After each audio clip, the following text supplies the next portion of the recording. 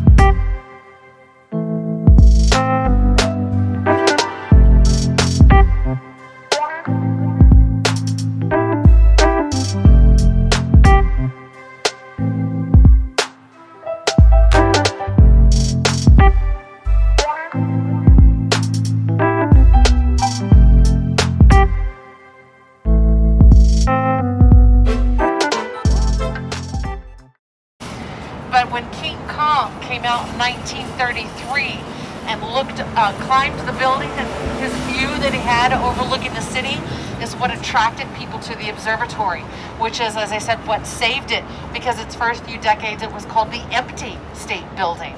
It wasn't until the 1960s that it got to a much fuller capacity. Asters and the Linux. So the Asters focused on the further advancement of man's mind, and the Linux focused on arts and literature. There are 4 million books inside here. That consists of 125 miles of stacks of books. Wait, how many books was that? 4 million. Yeah. The lions were originally named after the contributors Leo Lennox and Leo Astor.